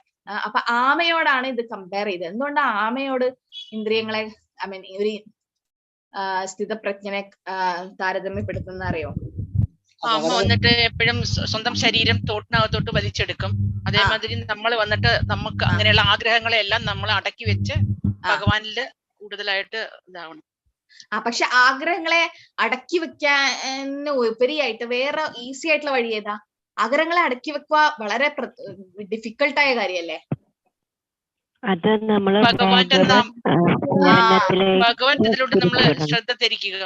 Very good. അപ്പൊ ഭഗവാന്റെ സേവ ചെയ്തു കഴിഞ്ഞാൽ ഋഷികേശ സേവന. ഇപ്പം കണ്ണുകൾ കൊണ്ട് ഭഗവാന്റെ സുന്ദരമായ രൂപം കാണുക, ചെവികൾ കൊണ്ട് ഭഗവത്ഗീത ഭാഗവതം കേൾക്കുക, നാവ് കൊണ്ട് ഭഗവാനെ നാമം ജപിക്കുക, പ്രസാദം കഴിക്കുക, മൂക്ക് കൊണ്ട് ഭഗവാൻ അർപ്പിച്ച പുഷ്പങ്ങളും തുളസിയും മണപ്പിക്കുക, കൈ കൊണ്ട് ഭഗവാനെ പ്രസാദം ഉണ്ടാക്കുക, നാമം എന്താ പറയാ ജപമാലയിൽ നാമം ജപിക്കുക. ഇതൊക്കെ ചെയ്തു കഴിഞ്ഞാൽ നമ്മളെ ഇന്ദ്രിയങ്ങള് നാച്ചുറൽ ആയിട്ടും പരം ദൃഷ്ടാനിവർത്തന്റെ ഒരു ഹൈ ടേസ്റ്റ് നമുക്ക് കിട്ടും. എല്ലാവരും അമ്പലപ്പുഴ പാൽപ്പായസം, ഗുരുവായൂരിലെ പാൽപ്പായസം ഒക്കെ കഴിച്ചിട്ടുണ്ട് അല്ലെ? ആ ടേസ്റ്റ് അത് കഴിച്ചു കഴിഞ്ഞാൽ പിന്നെ നമുക്ക് ഒരു ലഡുവോ എന്തെങ്കിലും മധുരമുള്ളത് തന്നു കഴിഞ്ഞാൽ നമുക്ക് ആ ടേസ്റ്റ് അറിയാൻ പറ്റുമോ? ഇല്ല. എന്തുകൊണ്ടാ? ആ പാൽപ്പായസത്തിന്റെ ടേസ്റ്റ് അത്രയും ഹൈ ആണ് അല്ലെ? പിന്നെ നമുക്ക് വേറെ ഒന്നും വേണ്ട. എത്രയോ പേര് അത് കുടിക്കാനായിട്ടാ ഗുരുവായൂർ പോവും. അത്രയും ടേസ്റ്റ് ആണ്. എന്തുകൊണ്ടാ? അത് ഭഗവാൻ സ്വീകരിച്ചത് കൊണ്ടാ. ഭക്തന്മാരെ ഭക്തിയോടെ ആക്കുന്നത് കൊണ്ടാ അങ്ങനെ ടേസ്റ്റ്. അപ്പം അത് കഴിച്ചു കഴിഞ്ഞാൽ നമുക്ക് വേറൊന്നും കഴിക്കാൻ തോന്നില്ല. വേറെ ഒരു മുട്ടായി എടുത്ത് കഴിച്ചാലും അതിന് ടേസ്റ്റ് വരില്ല. എന്തുകൊണ്ടാ? ആദ്യത്തെ ടേസ്റ്റ് വളരെ ഹൈ ആണ്. അതുപോലെ കൃഷ്ണാവബോധത്തിൽ വന്ന് മന്ത്രമൊക്കെ ജപിച്ചു കഴിഞ്ഞാൽ നമുക്ക് പിന്നെ ഈ സാധാരണ സിനിമയുടെ പാട്ടൊക്കെ കേൾക്കുമ്പം അത്ര വലിയ ഇഷ്ടം തോന്നില്ല. കാരണം നമുക്ക് ഓൾറെഡി ഒരു ഹൈ ടേസ്റ്റ് കിട്ടിക്കഴിഞ്ഞു. അപ്പൊ അങ്ങനെയാണ് നമ്മൾ ശരിക്കും ചെയ്യേണ്ടത്. പക്ഷെ ആമയോട് എന്തുകൊണ്ടാ കമ്പയർ ചെയ്യുന്ന വെച്ചാൽ മാതാജി പറഞ്ഞ പോലെ എന്തെങ്കിലും അപകടമൊക്കെ വരുമ്പോ അത് അതിന്റെ എന്താ പറയാ തന്റെ തോടിന്റെ ഉള്ളിലേക്ക് വലിയുന്നു, ഇന്ദ്രിയങ്ങളെ വിഡ്രോ ചെയ്യുന്നു. പക്ഷെ അങ്ങനെ ചെയ്യേണ്ടത് വലിയ ഡിഫിക്കൽട്ടാണ്. നമ്മളെ പോലെയുള്ള ഭക്തന്മാർക്ക്. ഒരു ശുദ്ധ ഭക്തന് അത് ചെയ്യാൻ പറ്റും. പക്ഷെ നമുക്ക് അത് കുറച്ച് വിഷമമുള്ളതാണ്. ഇപ്പൊ നമ്മള് ഒരു സാരി വാങ്ങുന്ന ഷോപ്പിലൊക്കെ പോയി ഒരുപാട് സാരി കാണും, കളർ ഉള്ള സാരി. ഏത് സാരി വാങ്ങണം എന്ന് നമ്മളെ കണ്ണിങ്ങനെ എവിടേക്കോ പോയി കളയും അല്ലെ? പിന്നെ എവിടെയെങ്കിലും ഭക്ഷണം കഴിക്കാൻ പോകുമ്പോൾ ഒരുപാട് ടേസ്റ്റ് ഉള്ള ഭക്ഷണങ്ങൾ അല്ലെങ്കിൽ വീട്ടിൽ ഉണ്ടാക്കുമ്പോൾ തന്നെ ഒരുപാട് ടേസ്റ്റ്. അപ്പൊ നമ്മളത് ഇന്ദ്രിയങ്ങളെ നിയന്ത്രിക്കാൻ കുറച്ച് പാടായിരിക്കും. പക്ഷെ നമ്മൾ കൃഷ്ണാവബോധത്തിലായി കഴിഞ്ഞാൽ നമുക്ക് അത് എന്താ പറയാ അതിനോടുള്ള രുചി കുറഞ്ഞു വന്ന് കൃഷ്ണാവബോധത്തിലുള്ള രുചി കൂടി വരും. അപ്പം ഏറ്റവും നല്ലത് ഭഗവാന്റെ സേവയിലേക്ക് ഇന്ദ്രിയങ്ങളെ ഉപയോഗിക്കുന്നതാണ്. അംബരീഷ് മഹാരാജാവ് 9 തരം ഭക്തിയുത സേവനവും ഒപ്പരം ചെയ്തിരുന്നു അല്ലെ? എന്താ പറയാ സവൈ മന കൃഷ്ണ പദാരവിന്ദയോ വാചാംസി വൈകുണ്ഠ ഗുണാന് വർണ്ണനെ കരൗ ഹരിർ മന്ദിരമാർജനാദിശോ ശ്രുതിം ചകാരാച്യുത സദ്ഗതോദേ മുകുന്ദലിംഗാലയ ദർശനാദൃശോ തദ്ഭൃത്യ ഗാത്രാ സ്പർശാംഗ സംഗമേ കാമം ച ദാസ്യേന തു കാമയേ യതുത്തമ ശ്ലോക ജനാശ്രയാരതി. അപ്പൊ എന്താ അംബരീഷ് മഹാരാജ് ചെയ്തത്? 9 തരം ഭക്തിയുത സേവനവും അംബരീഷ് മഹാരാജ് ചെയ്തു അല്ലെ? അതായത് മനസ്സ് ഭഗവാന്റെ പാദത്തിൽ അർപ്പിച്ചു, നാവ് കൊണ്ട് ഭഗവാന്റെ കഥകൾ ചൊല്ലി, പിന്നെ കൈ കൊണ്ട് ഭഗവാന്റെ അമ്പലം വൃത്തിയാക്കി, കാലുകൊണ്ട് പാദോ ഹരിക്ഷേത്ര പദാനുസർപ്പണി ഭഗവാന്റെ അമ്പലത്തിലൊക്കെ പോയി, ശിരോ ഋഷികേശ പദാഭിവന്ദനെ തല കൊണ്ട് ഭഗവാന്റെ മുമ്പിൽ നമസ്കരിച്ചു. അങ്ങനെ എല്ലാ സേവനങ്ങളും അംബരീഷ് മഹാരാജ് ചെയ്തു. വ്യായതോ വിഷയാൻ പുംസാ സംഗത്തേഷു ഉപജായതേ ജായതേ കാമ ക്രോധാഭിജായതേ. ഇനിയുള്ള 2 ശ്ലോകങ്ങൾ പറയുന്നത് 8 തരം വീഴ്ചകൾ, അതായത് ഈ ഭൗതിക ലോകത്ത് നമ്മൾ വീണു പോകാനുള്ള 8 കാരണങ്ങൾ. ഇതും ചിലപ്പം ചോദ്യമായിട്ട് വരും. ഏതൊക്കെയാണ് ആ കാരണങ്ങള്? നമ്മൾ ആദ്യം വിഷയത്തെ പറ്റി ചിന്തിച്ചുകൊണ്ടിരിക്കും, പിന്നെ അതിൽ ആസക്തി ഉണ്ടാകും, ആസക്തിയിൽ നിന്ന് കാമം ഉണ്ടാവും, കാമത്തിൽ നിന്ന് ക്രോധം ഉളവാകുന്നു. പിന്നെയോ ക്രോധാത് ഭവതി സമ്മോഹാത് സ്മൃതി വിഭ്രമ സ്മൃതി ഭ്രംശോ ബുദ്ധിനാശോ ബുദ്ധിനാശ പ്രണശ്യതി. പിന്നെ എന്താ സംഭവിക്കുക? ആ ക്രോധത്തിൽ നിന്ന് സമ്മോഹവും അതിൽ നിന്ന് ഓർമ്മപ്പിഴവും ഓർമ്മപ്പിഴയിൽ നിന്ന് ബുദ്ധിനാശവും ഉണ്ടാകുന്നു. ബുദ്ധിനാശത്താൽ വീണ്ടും ഭൗതികതയുടെ കയത്തിലേക്ക് വീണ് നാശം പ്രാപിക്കുന്നു. അപ്പം 8 തരം ഫോൾ ഡൗൺ. എന്തൊക്കെയാ 8 തരം വീഴ്ച? ആദ്യം ഒരു ഫോണ് വേണമെന്ന് എനിക്കൊരു ആഗ്രഹം. അപ്പൊ ഈ ഇന്ദ്രിയത്തിനെ കുറിച്ച് ഞാൻ ചിന്തിക്കുന്നു. ഒരു നല്ല ഫോണ് വാങ്ങിയാൽ നന്നായിരിക്കും. അപ്പൊ ഞാൻ അതിനെപ്പറ്റി ചിന്തിച്ചുകൊണ്ടിരിക്കും. അപ്പൊ ആദ്യം നമ്മൾ വിഷയത്തെ കുറിച്ച് ചിന്തിക്കും. അത് കഴിഞ്ഞ് ആസക്തി, എനിക്കൊരു ഫോണ് വേണം എന്നുള്ള ഒരു എന്താ പറയാ ഭയങ്കരമായിട്ട് നമുക്കൊരു ആഗ്രഹം ഉണ്ടാവും അല്ലെ? ആസക്തിയിൽ നിന്ന് കാമം, അത് കഴിഞ്ഞ് കൂടുതൽ തീവ്രമായിട്ട് നമ്മൾ അതിനെപ്പറ്റി അങ്ങനെ എന്താ പറയാ ആഗ്രഹിച്ചുകൊണ്ടിരിക്കും. ആ ആഗ്രഹം നടന്നില്ലെങ്കിൽ, ഇപ്പൊ എനിക്കൊരാൾ നല്ലൊരു ഫോണ് വാങ്ങാൻ പറ്റുന്നില്ലെങ്കിൽ ക്രോധം അല്ലെ, ദേഷ്യം വരും എനിക്ക് ആർക്കായാലും. പിന്നെ ആ ക്രോധത്തിൽ നിന്ന് എന്ത് സംഭവിക്കും? സമ്മോഹത്തിന് വേറെന്താ പറയാ? ആർക്കറിയാം? സമ്മോഹം എന്ന് പറഞ്ഞാൽ എന്താ? അതിന്റെ കറക്റ്റ് വേർഡ് കിട്ടുന്നില്ല. ഇംഗ്ലീഷിൽ ഡില്യൂഷൻ എന്ന് പറയും. സമൂഹത്തിൽ നിന്ന് ഓർമ്മപ്പിഴവ്, ഓർമ്മക്കുറവുണ്ടാവും. പിന്നെ ബുദ്ധിനാശം ഉണ്ടാവും. ബുദ്ധിനാശത്തിൽ നിന്ന് ഭൗതികതയിലേക്ക് വീഴും. അപ്പൊ ഏതൊക്കെയാണ്? ആദ്യം വിഷയത്തെ കുറിച്ച് ചിന്തിക്കും, പിന്നെ ആസക്തിയിൽ നിന്ന് കാമം, കാമത്തിൽ നിന്ന് ക്രോധം, ക്രോധത്തിൽ നിന്ന് സമൂഹം, ഓർമ്മപ്പിഴവ്, ബുദ്ധിനാശം, പ്രണശ്യതി, പിന്നെ ഭൗതികത്തിലേക്ക് വീണ് നാശം പ്രാപിക്കുന്നു. ഇതാണ് 8 തരം ഫോൾ ഡൗൺ. അപ്പൊ ഇതൊരു ചോദ്യമായിട്ട് വരാം. ഏതൊക്കെയാണ് 8 തരം വീഴ്ച, 8 കാര്യങ്ങള് ഏത് ഭൗതിക ലോകത്തുള്ള ആർക്കും പറ്റാവുന്ന വീഴ്ചകളാണ് ഇത്. രാഗാദ്വേഷ വിമുക്തസ്തു വിഷയാനിന്ദ്രിയശ്വരൻ ആത്മാവൈശ്യർ വിധേയാത്മാ പ്രസാദമധിഗച്ഛതി. രാഗദ്വേഷങ്ങളിൽ നിന്ന് വിമുക്തനായി സ്വാതന്ത്ര്യത്തിന് വേണ്ടിയുള്ള നിബന്ധനകൾ വഴി ഇന്ദ്രിയങ്ങളെ നിയന്ത്രിക്കുന്ന ഒരു വ്യക്തിക്ക് ഭഗവാനെ പൂർണ്ണ കാരുണ്യം ലഭ്യമാകും. അപ്പൊ നമ്മൾ മെയിൻ ആയിട്ട് എന്താ ചെയ്യേണ്ടത്? ഇന്ദ്രിയങ്ങളെ ഭഗവാന്റെ സേവയ്ക്ക് ഉപയോഗിച്ച് ഇന്ദ്രിയങ്ങളെ നിയന്ത്രിക്കണം. ഇന്ദ്രിയങ്ങളെ നിയന്ത്രിക്കാൻ വളരെ പാടാണ് അല്ലെ. ഇന്ദ്രിയങ്ങളെ എന്തിനോടാണ് താരതമ്യപ്പെടുത്തിയിരിക്കുന്നത് ഭഗവത്ഗീതയില്? നമ്മളെ ഇന്ദ്രിയത്തിനെ അല്ലെങ്കിൽ നമ്മളെ ഈ മനുഷ്യ ശരീരം എന്തിനോടാണ് താരതമ്യപ്പെടുത്തിയിരിക്കുന്നത്? ആർക്കും അറിയോ? ശരീര രഥത്തോടും ഇന്ദ്രിയങ്ങള് കുതിരകളും. കുതിരകള്. Very good. രഥത്തോട് അല്ലെ. ശരീരത്തിനെ രഥത്തോടും ഇന്ദ്രിയങ്ങളെ കുതിരകളോടുമാണ് താരതമ്യപ്പെടുത്തിയിരിക്കുന്നത്. എന്തുകൊണ്ടാ കുതിര അല്ല, എന്തുകൊണ്ടാ വേറെ ഏതെങ്കിലും മൃഗത്തിനോട് താരതമ്യപ്പെടുത്തുകൊണ്ട് അവിടെ? എന്തുകൊണ്ടാണ് കുതിര, സാവിത്രി മാതാജി? അത് തോന്നിയ മാതിരി കൺട്രോൾ ചെയ്യാൻ പറ്റില്ല അല്ലെ കുതിരയെ. പിന്നെ കുതിരയെ ഒരു വെയിലുള്ള സ്ഥലത്ത് വെച്ച് കഴിഞ്ഞാൽ എന്താവാ? കുതിര അതിന്റെ നിഴല് കാണും അല്ലെ. നിഴല് കണ്ടു കഴിഞ്ഞാൽ കുതിര വിചാരിക്കും വേറെ കുതിര വന്നെന്ന് വിചാരിച്ചിട്ട് അതിനെ കൺട്രോൾ ചെയ്യാൻ പറ്റില്ല ഒരു കുതിര. അപ്പം അതുകൊണ്ട് അതിന് സൈഡിലൊക്കെ ഇത് കെട്ടിക്കൊടുക്കും അവർക്ക്. പിന്നെ അതുപോലെ അവരെ കെട്ടിയിടണം, അല്ലെങ്കിൽ അവര് തോന്നിയ പോലെ, മാതാജി പറഞ്ഞ പോലെ കാട് കയറി തോന്നിയ പോലെ പോകും. ഇന്ദ്രിയങ്ങളും അതുപോലെ തന്നെ. പ്രഭുപാദർ ഒരു ഉദാഹരണം പറയുന്നുണ്ട്. ഒരാൾക്ക് 5 ഭാര്യമാരുണ്ടെന്ന് വിചാരിക്കും. അപ്പം അവരൊരു ഫ്ലാറ്റിലാണ് ജീവിക്കുന്നത്. 5 നിലയിൽ ഓരോരോ ഭാര്യ ജീവിക്കുന്നുണ്ട്. അപ്പൊ ഭർത്താവ് ജോലി കഴിഞ്ഞ് വൈകുന്നേരം ഓഫീസിൽ നിന്ന് വന്നു കഴിഞ്ഞാൽ 5 ഭാര്യമാർ ഓടി വന്ന് ഒരു കൈ പിടിച്ച് വലിക്കും, മറ്റേ കൈ പിടിച്ച് വലിക്കും, ഒരാൾ ഒരു കാല്, മറ്റേയാൾ മുടി പിടിച്ച് വലിച്ചിട്ട് എന്റെ വീട്ടിലേക്ക് വാ എന്ന് പറയും. അപ്പൊ ഈ വ്യക്തി എന്താ ചെയ്യാ? ആരെ വീട്ടിലേക്കാ പോകേണ്ടതെന്ന് തിരിയില്ല. അതുപോലെയാണ് മനുഷ്യന്റെ ഇന്ദ്രിയങ്ങള്. ഈ 5 ഇന്ദ്രിയങ്ങള് ഏതൊക്കെ? കണ്ണ്, മൂക്ക്, നാവ്, ചെവി, ത്വക്ക്. ഇപ്പൊ ഈ 5 ഇന്ദ്രിയങ്ങളും നമ്മളിങ്ങനെ വലിച്ചുകൊണ്ടിരിക്കുക. എന്തിനാ കൃഷ്ണപ്രസാദം കഴിക്കുന്നത്? നമുക്കിന്ന് പുറത്തുപോയി നല്ല ഭക്ഷണം കഴിക്കാം, ഉള്ളി വെളുത്തുള്ളിയൊക്കെ ഇട്ട ഭക്ഷണം കഴിക്കാന്ന് പറഞ്ഞ് നമ്മുടെ അവനെ അങ്ങോട്ടേക്ക് വിളിക്കും. പിന്നെ എന്തിനാ ഭഗവത്ഗീത ക്ലാസ് ഇന്ന് ഞായറാഴ്ച, വിജയദശമിയൊക്കെ ആയതുകൊണ്ട് നല്ല സിനിമയുണ്ട് TV-ൽ എന്ന് പറഞ്ഞ് നമ്മളെ ചെവിയും കണ്ണൊക്കെ അതിലേക്ക് വലിച്ചു കൊണ്ടുപോകും. പിന്നെ മനസ്സും, പിന്നെ നമ്മളെ കൈ, നമ്മൾ എന്തെങ്കിലും വേറെ ഭഗവാന്റെ സേവ ചെയ്യുമ്പോൾ വേറെ എന്തെങ്കിലും ചെയ്യാൻ വിചാരിക്കും. പിന്നെ നല്ല പാട്ടൊക്കെ കേൾക്കുമ്പോൾ നമ്മൾ ഹരേകൃഷ്ണ ഒക്കെ ഭഗവത്ഗീത ഒക്കെ ഉപേക്ഷിച്ച് അങ്ങോട്ട് പോകും. അതുപോലെ നമ്മളെല്ലാ ഇന്ദ്രിയങ്ങളും എന്താ പറയാ ഒരു കുതിരയെ പോലെയാണ്. പക്ഷെ ആ കടിഞ്ഞാൽ എന്താണ്?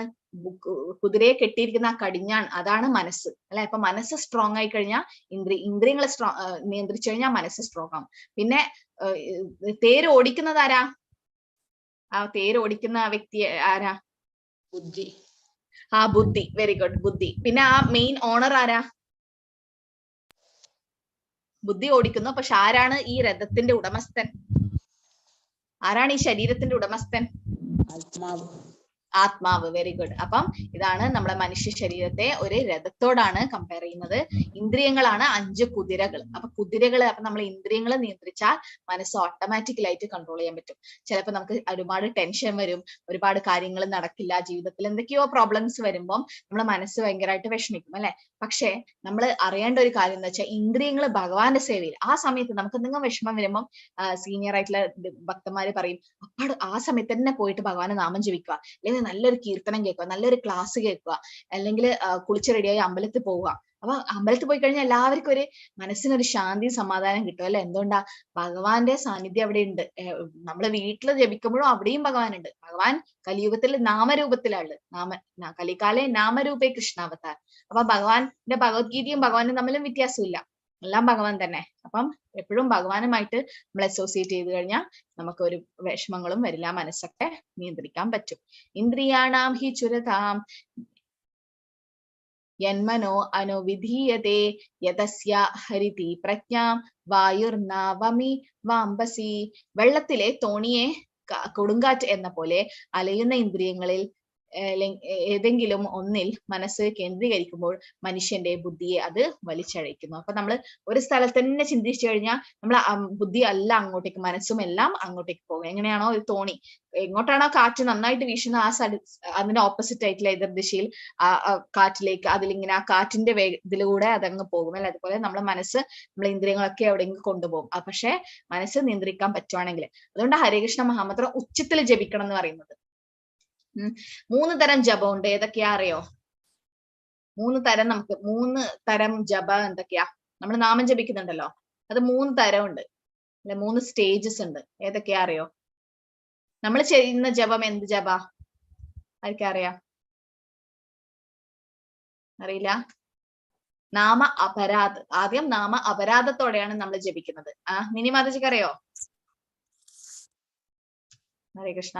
ഓക്കെ, ആദ്യം നമ്മൾ നാമ അപരാധത്തിലൂടെയാണ് ചെയ്യുന്നത്. അത് 10 അപരാധങ്ങളുണ്ട്, നാമ അപരാധങ്ങൾ.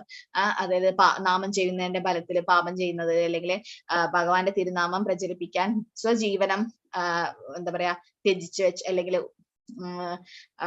ഡെഡിക്കേറ്റ് ചെയ്ത ആൾക്കാരെ വിമർശിക്കുന്നത്, വൈഷ്ണവ അപരാധം ചെയ്ത്, അങ്ങനെ ഒരുപാട് അശ്രദ്ധയോടെ നാമം ജപിക്കുന്നത്, ഇതൊക്കെ അപരാധങ്ങളാണ്. അപ്പൊ ഈ അപരാധത്തോടെയാണ് നമ്മളിപ്പോ ജപിക്കുന്നത്. അതാണ് നാമ അപരാധം സ്റ്റേജ്. അടുത്ത സ്റ്റേജ് ഏതാ? നാമ അപരാധം സ്റ്റേജ് കഴിഞ്ഞിട്ട് അപരാധങ്ങളൊക്കെ മാറ്റിവെച്ച് ജപിക്കുന്നതാണ് നാമ ആഭാസ് സ്റ്റേജ്. നാമ ആഭാസം, അതായത് അപരാധങ്ങളൊന്നും ഇല്ലാതെ നമ്മൾ ജപിക്കുന്നത്. ഏറ്റവും ഹൈ ആയിട്ടുള്ള സ്റ്റേജ് ഏതാണെന്നറിയോ? ശുദ്ധനാമം. ശുദ്ധനാമം എന്ന് പറഞ്ഞാൽ ഒരു ആഗ്രഹങ്ങളും ഇല്ലാതെ, ഒരു ഒഫൻസും ചെയ്യാണ്ട് ജപിക്കുന്നതാണ് ശുദ്ധനാമം. അതുപോലെ തന്നെ നാമം 3 തരത്തിൽ നമുക്ക് ജപിക്കാം. 1 നമ്മുടെ മനസ്സിൽ ജപിക്കാം, 2 നമ്മൾ പതുക്കെ ജപിക്കാം, 3 ഉച്ചത്തിൽ ജപിക്കാം. ഈ 3 എണ്ണത്തിൽ ഏതാണ് ഏറ്റവും ബെസ്റ്റ്? മനസ്സിൽ ജപിക്കുന്നതാണോ? ഉച്ചത്തിൽ എന്തുകൊണ്ടാ? നമ്മൾ ജപിക്കുമ്പോൾ എല്ലാം ഇതിനും അത് കേൾക്കുന്നു. ഒരാള് പറ, ഓരോരുത്തരായി പറയും. ശ്രവണം വരും. അപ്പൊ ശ്രവണം വരും. ചുറ്റുപാടുള്ള ആളുകളെയും കൂടി ചുറ്റുപാടുള്ള കേൾക്കാം. ചുറ്റുപാട് ആരൊക്കെ ഉണ്ടാവുക നമ്മൾ ജപിക്കുമ്പോ? വൃക്ഷങ്ങൾ, ജീവികള്. Very good. അപ്പം ചൈതന്യ മഹാപ്രഭു ഹരിദാസ് ഠാക്കൂറിനോട് ഒരിക്കൽ ചോദിച്ചു. ഹരിദാസ് ഠാക്കൂർ ആരാ? നാമാചാര്യൻ. 3 ലക്ഷം നാമം ജപിച്ചിരുന്നു ഹരിദാസ് ഠാക്കൂർ. ഹരിദാസ് ഠാക്കൂറിനോട് ചോദിച്ചു, ഈ വൃക്ഷങ്ങളും മൃഗങ്ങളും പക്ഷികളും ഈ ചെറിയ ചെറിയ പാറ്റകളും ഉറുമ്പുകള്, ഇവർക്കൊക്കെ ഇപ്പൊ മോക്ഷം കിട്ടുക? ഇവർക്കൊക്കെ എന്താ ഒരു ഉപായം ഇവർക്കൊക്കെ ഈ കർമ്മത്തിൽ നിന്ന് പുറത്തു വരാൻ? അപ്പം ഹരിദാസ് ഠാക്കൂർ നാമ ആചാര്യൻ പറഞ്ഞു, സകല ജഗത്ത ഹോയ ഉച്ച സങ്കീർത്തൻ ശുനിയ പ്രേമാവേശ നാച്ചെ സ്ഥാവര ജംഗമ.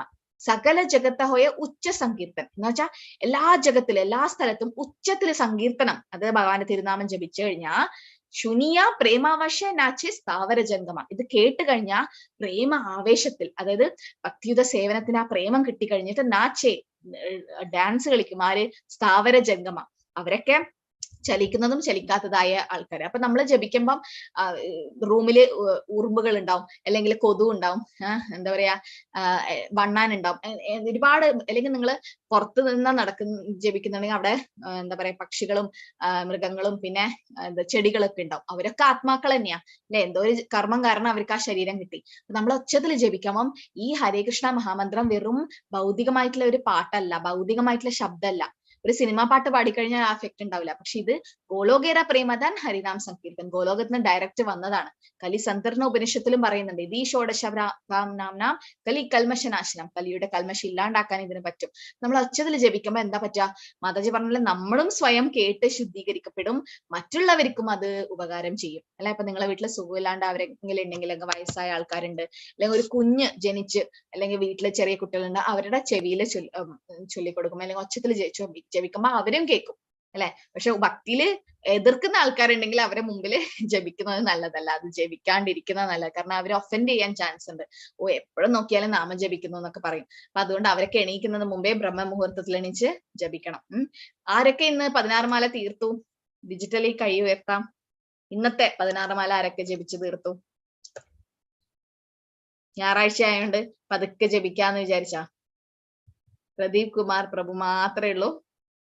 സൂര്യകുട്ട മാതാജി, പിന്നെ വെരി ഗുഡ്. ബാക്കി ആരും ചെയ്തില്ല? എല്ലാവരും ചെയ്തു, പക്ഷെ 16 ആയിട്ടില്ല, കംപ്ലീറ്റ് ആയിട്ടില്ല. ആയിട്ടില്ല, കുറച്ച് അവിടെ വെച്ചിട്ടുണ്ടല്ലേ. അതെ അതെ അതെ. ആ കുഴപ്പമില്ല. പക്ഷെ 16 മാലയും ബ്രഹ്മമുഹൂർത്തത്തിൽ എണീച്ച് ജപിക്കണം. അപ്പൊ ഞാൻ എല്ലാവരോടും സിൻസിയർ ആയിട്ട് റിക്വസ്റ്റ് അപേക്ഷിക്കുകയാണ്. ഒക്ടോബർ 10 മുതൽ, അടുത്ത ആഴ്ച ഒക്ടോബർ 10 മുതൽ അടുത്ത തിങ്കളാഴ്ച മുതൽ കാർത്തിക മാസം ദാമോദര മാസം തുടങ്ങണം. അപ്പൊ ദാമോദര ഫോട്ടോ ഉണ്ടവര് ആ ദാമോദര ആരതി ചെയ്യുക, അല്ലെങ്കിൽ എന്താ പറയാ നെയ്ത്തിരി കത്തിക്കുക. ഈ ദാമോദര മാസം വളരെ പ്രധാനപ്പെട്ടതാണ് ചാതുർമാസത്തില്. ഇത് നമ്മള് ആ ദാമോദര മാസം ഒരു മാല ഹരേഷ്ണ ജപിച്ചാൽ തന്നെ ഒരുപാട് 100 മാല ജപിച്ചതിന്റെ ഗുണം കിട്ടും. അപ്പൊ ദാമോദര മാസം അത്രയും പ്രധാനപ്പെട്ടാണ്. യശോദാമ്മ ഭഗവാനെ ഉരലിൽ കെട്ടി ഇടുന്ന ദിവസം അല്ലെ.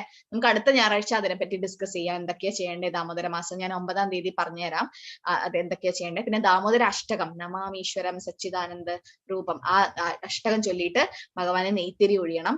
പിന്നെ നാമം ജപിക്കണം. എല്ലാ കാർത്തിക മാസത്തിലെ എല്ലാ ദിവസവും ബ്രഹ്മ മുഹൂർത്തത്തിൽ ആരാണോ എണീച്ചിട്ട് കുളിച്ച് നാമജപം 16 മാല തീർക്കുന്നത് അവർക്ക് ഭഗവാന്റെ ധാമിലേക്ക് തിരിച്ചു പോകാനുള്ള അത്രയും എന്താ കാരുണ്യം കിട്ടുന്ന. കാരണം അത്രയും കാരുണ്യാണ് ദാമോദർ മാസം, കാർത്തിക മാസം. ഭഗവാൻ ഏറ്റവും പ്രിയപ്പെട്ട മാസമാണ്.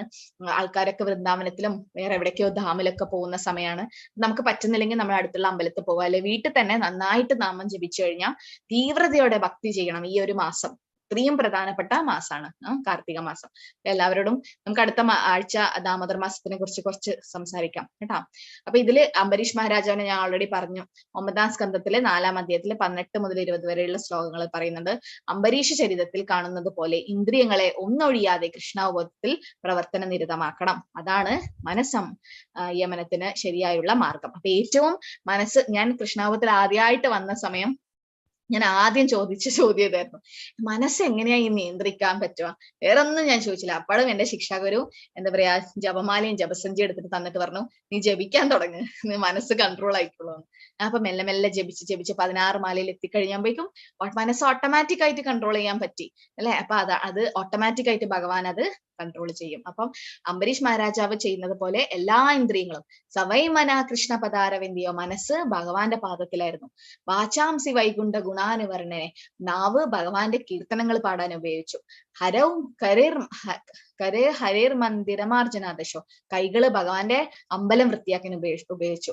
നമ്മുടെ വീടും ഭഗവാന്റെ അമ്പലം തന്നെയാ, നമ്മുടെ ശരീരം ഭഗവാന്റെ അമ്പല. കാരണം ഭഗവാൻ നമ്മുടെ ഹൃദയത്തിൽ പരമാത്മാവായിട്ടുണ്ട് അല്ലെ. പിന്നെ എല്ലാവരുടെ വീട്ടിലും ഒരു ഫോട്ടോവോ വിഗ്രഹമോ എന്തെങ്കിലും ഉണ്ടാവും. അപ്പം ഏത് വീട്ടിലാണോ നാമം ജപിക്കുന്നത് അതും അമ്പലം തന്നെയാ. പ്രഭുപാദർ പറയും അവിടെയും വൃന്ദാവനം തന്നെയാ. അപ്പൊ അതുകൊണ്ട് ആ വീട് വൃത്തിയാക്കുന്നത് പോലും ഭഗവാന്റെ സേവയാണ്. വീട് വൃത്തിയാക്കുമ്പോൾ ഹരേകൃഷ്ണ മന്ത്രം ജപിച്ചുകൊണ്ട് വൃത്തിയാക്കാം. പാത്രം കഴുകുമ്പോൾ ഹരേകൃഷ്ണ മന്ത്രം ജപിച്ചുകൊണ്ട് ചെയ്യാം. പാചകം ചെയ്യുമ്പോൾ ചെയ്യാം. കുളിക്കുമ്പോൾ വരെ ആൾക്കാർ ബാത്റൂമിൽ നമുക്ക് ഭാഗവതം കൊണ്ടുപോകാൻ പറ്റില്ല, ബാത്റൂമിൽ നമുക്ക് ജപസഞ്ചി കൊണ്ടുപോകാൻ പറ്റില്ല, പ്രസാദം കൊണ്ടുപോകാൻ പറ്റില്ല. അതൊക്കെ ഒഫൻസാ. പക്ഷെ നമ്മുടെ നാവ് നമ്മുടെ കൂടെയുണ്ട്. നാമം ജപിക്കാം നമുക്ക് ആ സമയം അല്ലെ. അപ്പം വാചാംസി വൈകുണ്ഠ ഗുണാനുവർണ്ണന് കരോ ഹരേർ മന്ദിരമാർജനദശോ ശ്രുതിം ചകാരാച്യുത സദ്ഗതോദയെ, ചെവികള് കൊണ്ട് അംബരീഷ് മഹാരാജാവ് ഭഗവാന്റെ അച്യുതന്റെ കഥകൾ കേട്ടുകൊണ്ടിരുന്നു. പിന്നെന്താ ചെയ്തേ, മുകുന്ദലിംഗാലയ ദർശനാദൃശോ, കണ്ണുകൾ കൊണ്ട് ഭഗവാന്റെ മൂർത്തികൾ കണ്ടു. തദ്ഭൃത്യഗാത്ര സ്പർശ അംഗസംഗമേ, ഭക്തന്മാരെ കണ്ടു കഴിഞ്ഞാൽ ഒരുപാട് സന്തോഷത്തോടെ കെട്ടിപ്പിടിക്കും. അപ്പൊ പ്രഭുമാരെ കണ്ടു കഴിഞ്ഞാൽ കെട്ടിപ്പിടിക്കുന്ന കാണാം, മാതാജിമാരെ കെട്ടിപ്പിടിക്കുന്ന കാണാം. അതൊരു സന്തോഷമാണ്. അതായത് ഭക്തന്മാരെ വൈഷ്ണവരെ കണ്ടിട്ട് സന്തോഷിച്ചില്ലെങ്കിൽ അത് വൈഷ്ണവ അപരാധാണെന്ന് പറയും. അപ്പം അത് ചെയ്യും. മുകുന്ദലിംഗാലയ ദർശനാദൃശോ തത്പ്രത്യഗാത്ര സ്പർശ അംഗസംഗമേ ഗ്രാണം ച തത്പാദ സരോജ സൗരഭം, ഭഗവാന്റെ പാദത്തിൽ അർപ്പിച്ച പുഷ്പങ്ങള് ചിലപ്പോഴേ അത് എടുത്തിട്ട് വേഗം കളയും വൈകുന്നേരം ആകുമ്പോഴേക്കും. അങ്ങനെയല്ല, അതെടുത്ത് മണക്കണം, അല്ലെങ്കിൽ നമ്മുടെ തലയിൽ ചൂടണം, എന്നിട്ട് പിന്നെ നമുക്ക് ഉപേക്ഷിക്കാം. പിന്നെ ശ്രീമദ് തുളസ്യാരസനം തദർപ്പിതം, ഭഗവാൻ അർപ്പിച്ച തുളസി ഭോഗിലൊക്കെ നമ്മള് പ്രസാദത്തില് അർപ്പിച്ച് നിവേദ്യം ചെയ്തു കഴിഞ്ഞു കഴിഞ്ഞാൽ ആ തുളസി നമുക്ക് സേവിക്കാം, കളയാൻ പാടില്ല, അത് കഴിക്കാം നമുക്ക്. പിന്നെ പാദൗഹരക്ഷേത്ര പദാനുസർപ്പണെ, പാദം കാലുകൾ കൊണ്ട് ഭഗവാന്റെ അമ്പലത്തിൽ പോവും, അവിടെ ഭഗവാനെ വലം വെക്കും. ഇതൊക്കെ പാദസേവനമാണ്. പിന്നെ ശിരോ ഋഷികേശ പദാഭിവന്ദനെ, ഭഗവാനെ മുമ്പിൽ നമസ്കരിക്കും. ഭഗവാൻ ഭഗവത്ഗീതയിൽ പറയുന്നത് അല്ലെ, മധ്യാജിമാം നമസ്കുരു, ഭഗവാനെ എല്ലാ ദിവസവും രാവിലെ നിങ്ങൾ എണീച്ചപ്പാട് നമസ്കരിക്കുക.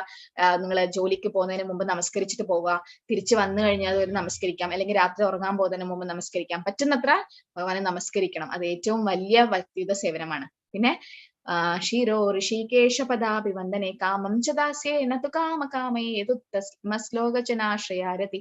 അങ്ങനെ എല്ലാ ആഗ്രഹങ്ങളും ഭഗവാന്റെ ഇന്ദ്രിയങ്ങളും ഭഗവാന്റെ സേവനത്തിന് വേണ്ടി അംബരീഷ് മഹാരാജാവ് ഉപയോഗിച്ചു. അപ്പൊ നമുക്ക് ഇത്രയും ചെയ്യാൻ പറ്റുന്നില്ലെങ്കിലും നമ്മുടെ നാവെങ്കിലും ഭഗവാന്റെ സേവയിൽ ഉപയോഗിക്കണം.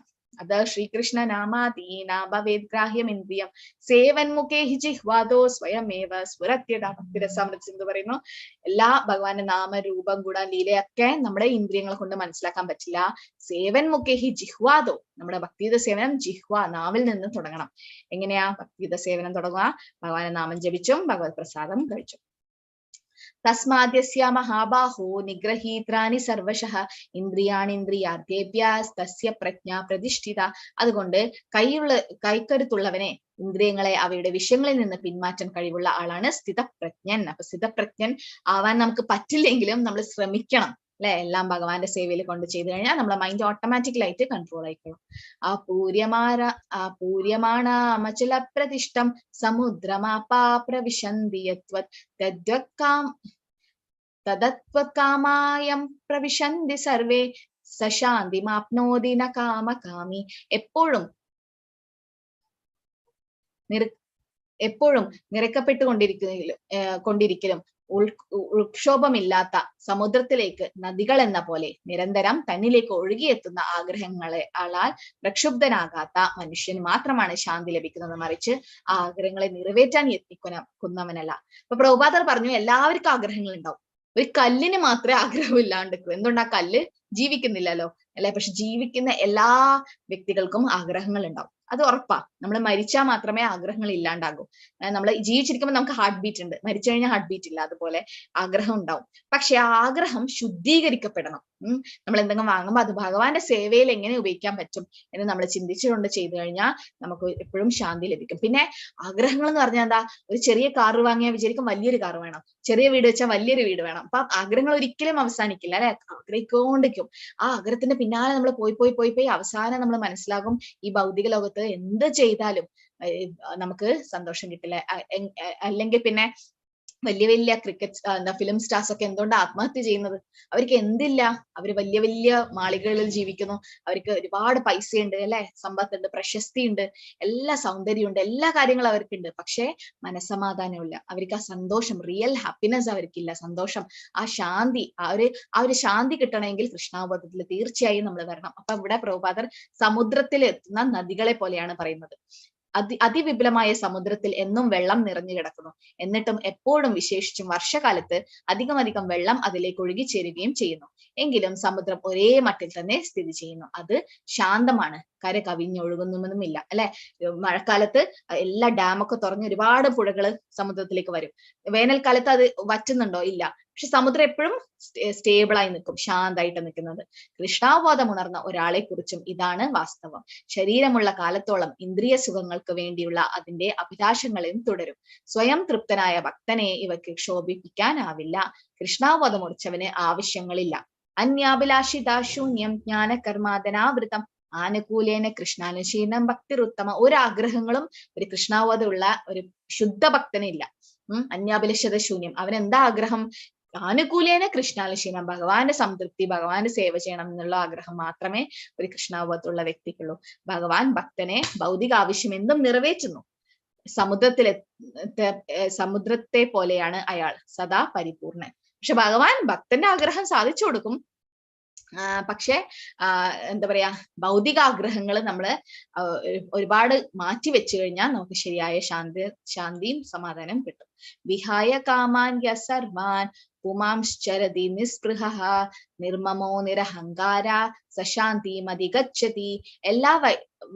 എല്ലാ വൈഷയിക അഭിലാഷങ്ങളിൽ നിന്നും സ്വയം മുക്തനായി എല്ലാത്തരം അവകാശ ബോധവും മിഥ്യാഹംഭാവവും ഉപേക്ഷിച്ചവനായി നിസ്പൃഹനായി വർത്തിക്കുന്നവന് മാത്രമേ ശരിക്കും ശാന്തി നേടാൻ കഴിയുകയുള്ളൂ. അപ്പൊ ഇതൊക്കെ ശുദ്ധഭക്തന്മാരെ പറ്റിയാ പറയുന്നത്. നമ്മളൊക്കെ അതിനുവേണ്ടി ശ്രമിച്ചുകൊണ്ടേയിരിക്കണം. നമ്മൾ കുറെ മാറിയില്ലേ അല്ലെ.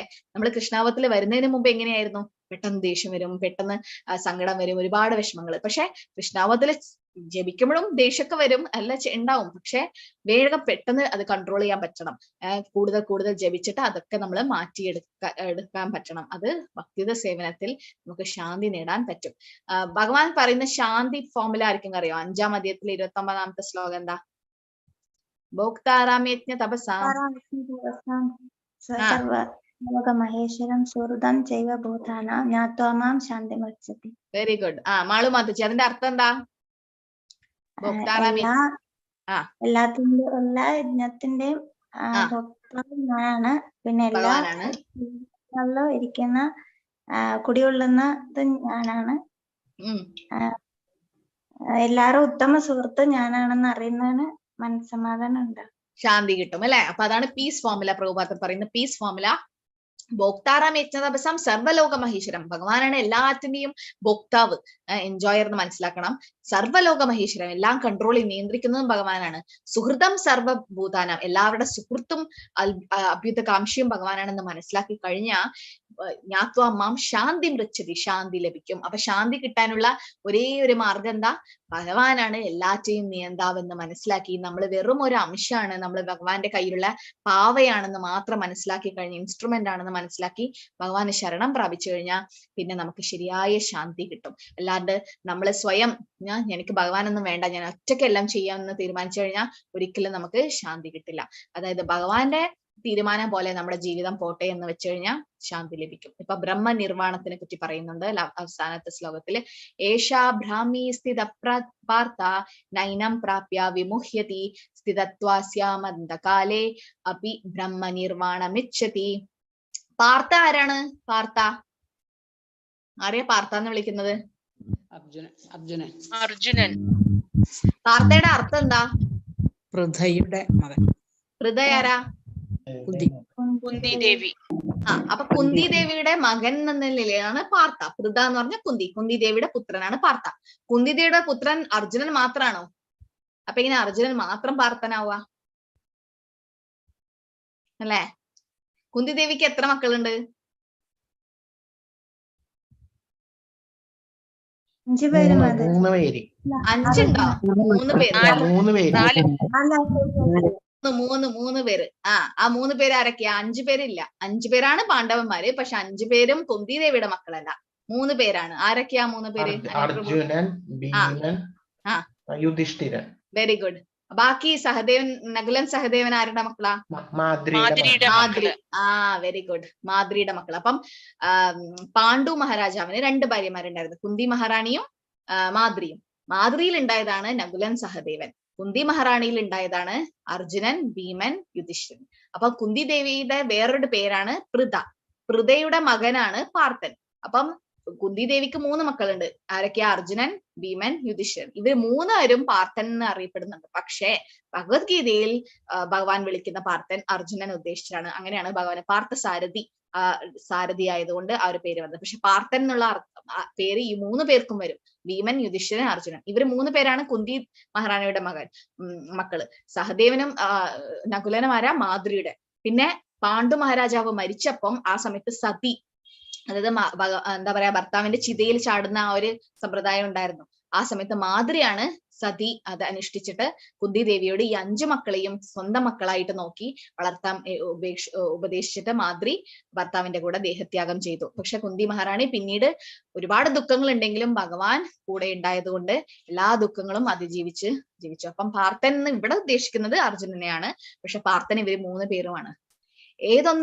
ഏതൊന്നിലെത്തിയാൽ മനുഷ്യന് വിഭ്രാന്തി ഒഴിയുന്നുവോ ആ ആത്മീയവും ദൈവികവുമായ പദമാണിത്. ഇവിടെ നിലയുറപ്പിച്ച് മരണവേളയിലും അതേ സ്ഥിതി തുടരുവാൻ തുടർന്നവൻ ഭഗവദ്ധാമിലേക്ക് എത്തും. ബ്രഹ്മനിർവാണ മൃച്ഛതി എന്ന് പറഞ്ഞാൽ ബ്രഹ്മപദം, ബ്രഹ്മഭൂത പ്രസന്നാത്മാന ശോചതി നകാംക്ഷതി. ആ ഒരു ബ്രഹ്മ സ്റ്റേജിൽ എത്തുക എന്ന് പറഞ്ഞാൽ ആനന്ദാംബുതി വർദ്ധനം, എപ്പോഴും സന്തോഷത്തോടെ കൃഷ്ണാവബോധത്തിൽ ആ ഒരു ആനന്ദ സ്റ്റേജിൽ എത്തിക്കഴിഞ്ഞാൽ എന്താ പറയുന്നത്, മരണവേളയിലും കൂടെ നമുക്ക് ഭഗവാന്റെ ധാമിലേക്ക് എത്തിപ്പെടാൻ പറ്റും. കട്വങ്ക മഹാരാജാവിന്റെ കഥയായിരിക്കും അറിയോ? കട്വങ്ക മഹാരാജാവ് അതാരാ?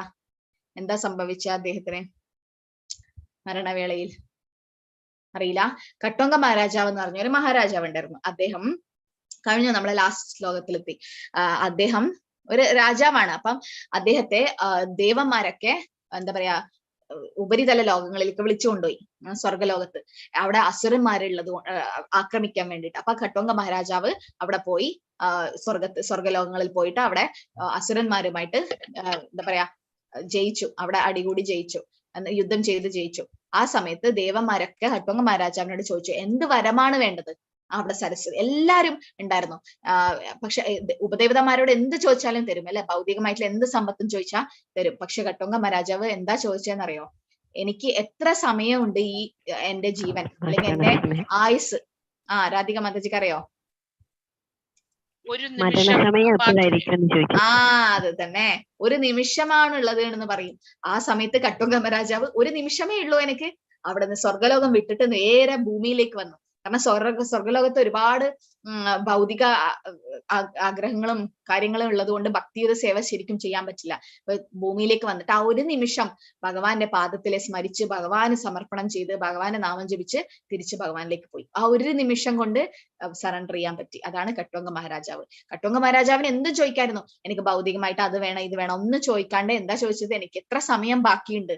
പരീക്ഷ മഹാരാജാവ് ചെയ്ത പോലെ 7 ദിവസം ബാക്കിയുണ്ടോ? 7 ദിവസം കൊണ്ട് നമുക്കൊക്കെ എത്ര ദിവസം ബാക്കിയുണ്ട്, എത്ര നിമിഷം ബാക്കിയുണ്ടെന്ന് പോലും അറിയില്ല. ഭഗവാനും യമരാജനും മാത്രമേ അറിയൂ. പക്ഷെ നമ്മൾ ഓരോ നിമിഷവും പറയുന്നത് ഹരേ കൃഷ്ണ മന്ത്രം നമ്മൾ ജപിക്കുമ്പോൾ ഇതന്ന് എന്റെ അവസാനത്തെ മാലയാണെന്ന് കരുതി അത്രയും തീവ്രതയോടെ ജപിക്കണം എന്ന് പറയും. നാളെ എന്താവും, നാളെ എനിക്ക് നാമം ജപിക്കാൻ പറ്റുമോ എന്ന് വരെ അറിയില്ല.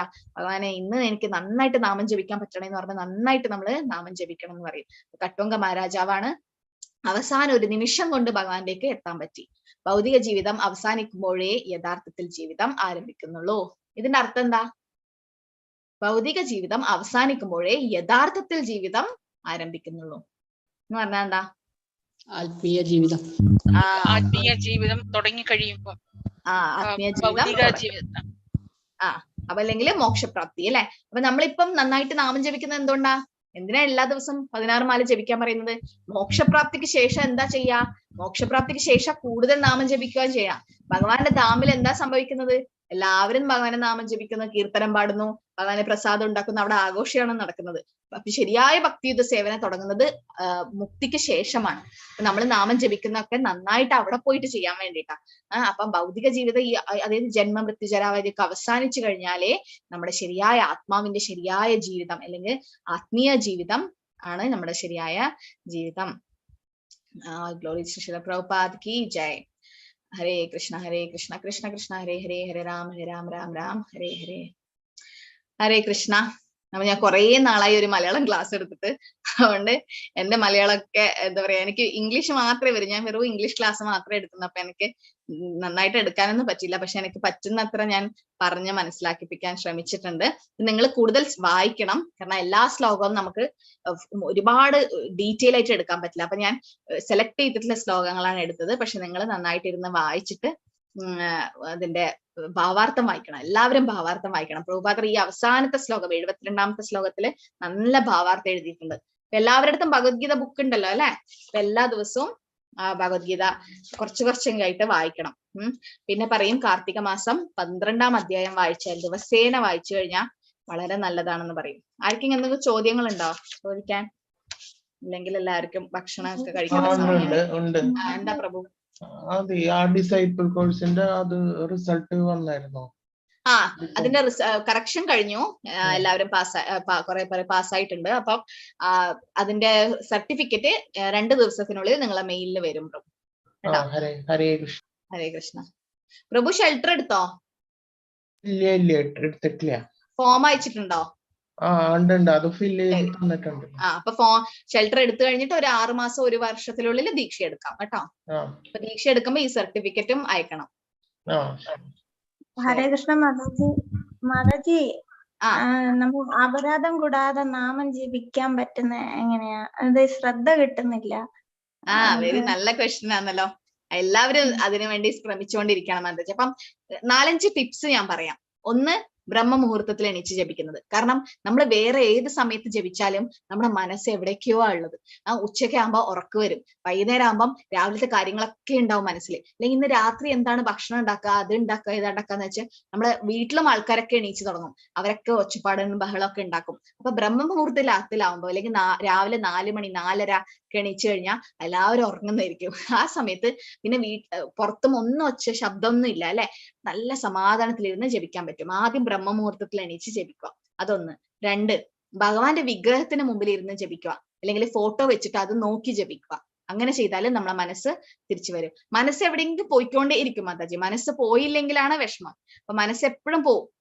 അർജുനൻ പറയുന്നത് ചഞ്ചലം ഹി മന കൃഷ്ണ. അപ്പൊ മനസ്സ് എന്തായാലും പോവും, പക്ഷെ അത് തിരിച്ചു കൊണ്ടുവരിക. എവിടെയെങ്കിലും എത്തിക്കഴിഞ്ഞാൽ ഞാൻ എന്താ ചെയ്യുന്ന, ഹരേ കൃഷ്ണ ജപിക്കല്ലേ എന്ന് പറഞ്ഞ് തിരിച്ച് ആ മനസ്സ് ഇവിടെ കൊണ്ടുവന്നിട്ട് ഹരേ കൃഷ്ണ മന്ത്രം കേൾക്കുക, എത്ര കേൾക്കുന്നുണ്ടെന്ന് നോക്കുക.